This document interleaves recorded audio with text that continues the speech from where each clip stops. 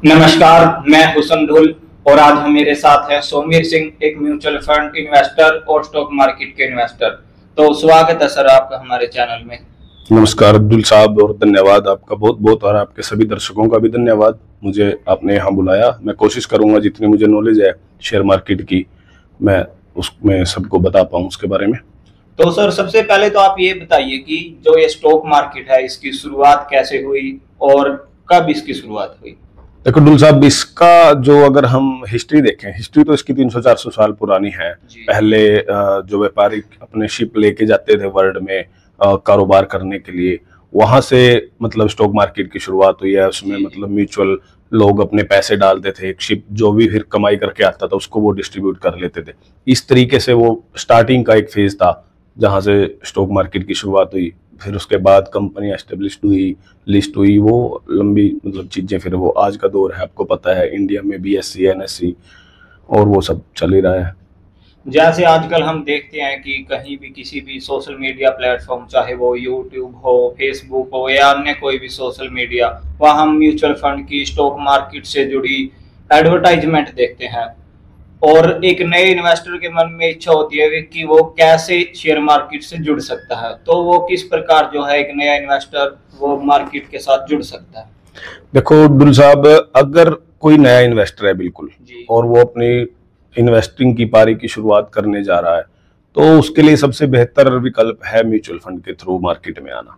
क्योंकि इन्वेस्टिंग अगर वो डायरेक्ट करता है और तो उसमें बहुत चीजों का ध्यान रखना पड़ता है। लेकिन मेरा मानना ये है कि अगर बंदा स्टार्ट कर रहा है ना, बिल्कुल अपना स्टार्टिंग फेज है, तो सबसे बढ़िया है कि किसी प्रोफेशनल बंदे को, जो म्यूचुअल फंड चला रही हैं, AMC कंपनीज हैं, उनके हाथों में अपने पैसा दे और वो उन पैसे को मैनेज करेंगे, और वो ही सबसे बढ़िया है म्यूचुअल फंड का।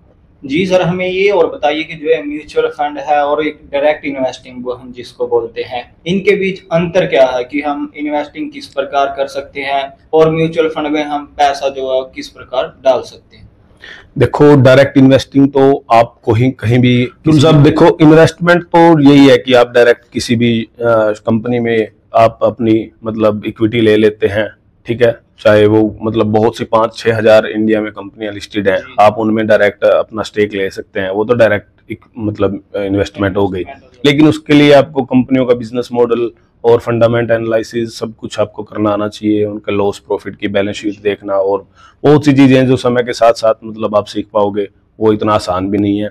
और दूसरा जो आपने पूछा कि म्यूचुअल फंड में क्या डिफरेंस है, तो देखो म्यूचुअल फंड को चलाते हैं जो प्रोफेशनल AMC कंपनीज है। जैसे आपने सुना होगा HDFC म्यूचुअल फंड है, ICICI का है और बजाज का है, जितने भी फेमस कंपनियां आपने सुनी है सबके म्यूचुअल फंड हाउसेज हैं और वो चला रहे हैं। उन्होंने प्रोफेशनल्स को हायर किया हुआ है और वही आपके पैसे को मैनेज करते हैं और बहुत प्रॉपर तरीके से अच्छे से मैनेज करते हैं। जी, अब मैं आपसे पूछना चाहूंगा कि जो शेयर मार्केट में आपकी जर्नी है वो कितनी पुरानी है और आपने क्या कुछ इस मार्केट से पाया है और क्या कुछ खोया है।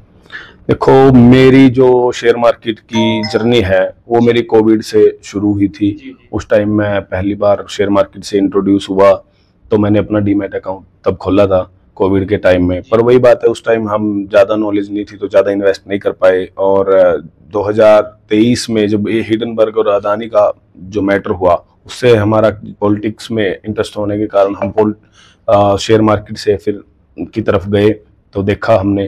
तो वही बात है, शुरुआत में जो हम गलतियां करते हैं, हमने भी वही गलतियां करी। हमने ट्रेडिंग से शुरुआत करी, ठीक है, और वहां पे हमने भी काफ़ी लॉस किया। लेकिन उसके बाद फिर जो धीरे धीरे नॉलेज आई और लोगों को सुना पढ़ा, तो उस बाद में पता चला कि ट्रेडिंग करना मतलब अपना पैसे का और टाइम को ख़राब करना ही है। तो उसके बाद फिर मैंने अपना जो शिफ्ट है वो इन्वेस्टमेंट की तरफ कर दिया और तब से बहुत ही अच्छा मतलब रिटर्न और सब जनरेट हो रहा है। जो नए लोग मार्केट से जुड़ना चाहते हैं उनको आप क्या राय देना चाहेंगे कि वो किस प्रकार इसके अंदर लाभ कमा सकते हैं और ज्यादा हानि होने से बच सकते हैं। देखो ये जो शेयर मार्केट है ना, ये आम लोगों को बहुत अट्रैक्ट करती है। उनको लगता है कि बहुत सरल, इसमें बहुत आसानी से पैसा बनाया जा सकता है। लेकिन जबकि एक कहावत है कि शेयर मार्केट ना आसानी से पैसा कमाने का सबसे मुश्किल तरीका है। जितनी सरल ये दिखती है उतनी है नहीं। आजकल सोशल मीडिया प्लेटफॉर्म पे आप किसी को भी उठा के देख लो, आपको स्टॉक्स से रिलेटेड और शेयर मार्केट से रिलेटेड ही वीडियोस मिलेंगे। दरअसल इसका कारण ये भी है कि हमारे देश में थोड़ी सी बेरोजगारी भी ज़्यादा है, लोगों के पास काम नहीं है, तो वो इस चीज़ की तरफ अट्रैक्ट हो रहे हैं। और शेयर मार्केट ही नहीं, आपको पता है, और पूंजी स्कीम्स हैं, जो गेम्स हैं और सट्टेबाजी है, उनकी तरफ भी हो रहे हैं।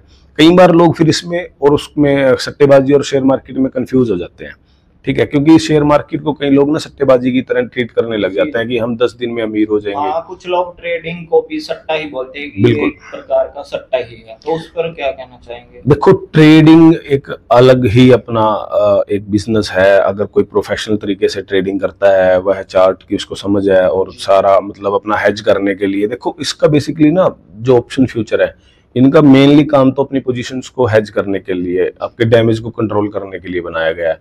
जैसे आपने 1 करोड़ की पोजीशन ले रखी है रिलायंस में, और आपको मतलब किसी नेगेटिव खबर से इम्पैक्ट ना हो, तो आप उसके मतलब हेज कर सकते हैं उसको अपने ऑप्शंस में, प्रॉफिट तो कमाया जा सकता है। बिल्कुल, मतलब वो एक बैलेंस बनाने के लिए होता है। लेकिन लोग ऑल टाइम ट्रेडिंग पे ज्यादा करना पसंद कर रहे हैं, वो थोड़ा सा मेरी समझ में गलत है। तो मैं तो यही राय दूंगा, या तो डायरेक्ट इन्वेस्टमेंट करें, वरना सबसे बढ़िया है कि वो म्यूचुअल फंड में ही अपना पैसा लगाए। मैंने देखा था कुछ दिनों पहले एक सेबी ने रिपोर्ट जारी की थी, उसमें उसने कहा था कि जो ऑप्शन ट्रेडिंग है उसके अंदर 92% लोग जो है वो पैसा गवाते हैं। हालांकि उसके बाद भी लगातार लोग इन्वेस्टिंग फ्यूचर एंड ऑप्शन में कर रहे हैं, इसके पीछे का क्या कारण है? देखो, लोग ना किसी भी ऐसी चीज से जल्दी अट्रैक्ट होते हैं। इसमें अपना सेबी का जो आंकड़ा आपने बताया वो बिल्कुल सही है। मैं तो कहता हूँ 92 की जगह 99 भी हो सकता है जी, क्योंकि ट्रेडिंग आजकल ना आम, जैसे आपको लगता है कि हम फोन से ट्रेडिंग कर लेंगे, कंप्यूटर से ट्रेडिंग कर लेंगे, ऐसे ट्रेडिंग नहीं हो रही। बड़े बड़े एल्गो से लोग, बड़े बड़े एआई आर्टिफिशियल इंटेलिजेंस का सॉफ्टवेयर है, उनसे ट्रेडिंग कर रहे हैं, तो हम उनको तो देखो हरा नहीं सकते। तो इसलिए उसमें तो उलझना ही नहीं चाहिए। और दूसरा, अब भारत की जो इंडियन गवर्नमेंट है वो भी इस चीज को लेकर काफी, और सेबी भी काफी कदम उठा रही है कि ऐसे जो आसानी से पैसा कमाने की चीजें, इन पे थोड़ा कंट्रोल किया जाए। अभी पीछे आपने देखा होगा सट्टेबाजी एप्स पे काफी कंट्रोल किया गया है, और लोट के साइज भी बढ़ाए गए हैं, और जो वीकली एक्सपायरीज होती थी उनको भी अब जल्दी से मतलब कम करके मंथली या ईयरली की तरफ शिफ्ट किया जा रहा है। जी। तो आप तो काफी सालों से इन्वेस्टिंग कर रहे हैं, आपको तो अब एक्सपीरियंस हो गया है कि इन फ्यूचर जो नए लोग इन्वेस्टिंग कर रहे हैं, आपको क्या लगता है कि कौन सा सेक्टर जो है वो भारत का आने वाले समय में अच्छा ग्रोथ दे सकता है और लोग उससे पैसे कमा सकते हैं? देखो, एक जो सेक्टर है मेरा ऑल टाइम फेवरेट और इंडिया की जो ग्रोथ स्टोरी में मुझे बहुत बढ़िया लगता है, वो है कंज्यूमर सेक्टर। और कंज्यूमर से ही जुड़ा हुआ एक सेक्टर है। आजकल आपने देखा होगा ट्रेंड कितना है भारत में ईएमआई पे चीजें लेने का। मतलब आप किसी चीज को देख लो, गोल्ड का लोन हो रहा है, ट्रैक्टर है, कार है, फोन है, इसी हर चीज बिल्कुल लोन पे चल रहा है। तो मैं, अगर इंडिया में कोई इन्वेस्ट करना चाहता है तो वो बैंकिंग और एनबीएफसी जो फाइनेंशियल कंपनियां हैं तो उनमें ही करें, क्योंकि टेक्नोलॉजी में तो इंडिया में आपको पता है कि बहुत ज्यादा बड़ी कंपनियां नहीं है। तो वो एक फिर अलग चैप्टर हो जाएगा कि टेक्नोलॉजी के लिए हम किसी और वीडियो में बता सकते हैं कि कौन सी कंपनियां ठीक है, वो एक अलग से वीडियो यूएस मार्केट के ऊपर। हाँ, तो सर, बहुत सारे नए इन्वेस्टर होते हैं, वो ज्यादा मुनाफा कमाने के चक्कर में शेयर मार्केट के अंदर अपना पैसा डालते हैं, लेकिन कई बार उनका गलत सिलेक्शन हो जाता है। वो स्टॉक्स को लेकर उनको इतनी जानकारी नहीं होती और उनका घाटा जो वो बढ़ता चला जाता है।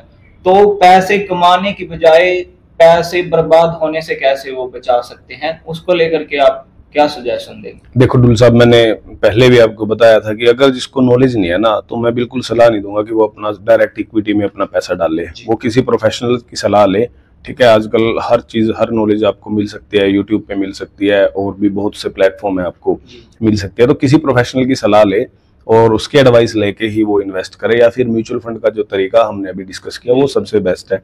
उसके थ्रू आप मार्केट में कर सकते हैं। उसके बाद आपका 2-3 साल का एक्सपीरियंस हो जाए, आप किताबें पढ़ो शेयर मार्केट से रिलेटेड, और जितना हो सकता है अपनी नॉलेज को बढ़ाओ, तो उस हिसाब से फिर आप अपने कर सकते हो अपनी जर्नी आगे। अगर कोई नया इन्वेस्टर है और वो इच्छुक है शेयर मार्केट से जुड़ने के लिए, तो वो आपसे कैसे मिल सकता है या आपके साथ किस प्रकार कांटेक्ट कर सकता है, तो उसके बारे में भी आप बताइए, क्योंकि आज का युवा जो है वो थोड़े समय में अच्छा पैसा कमाना चाहता है।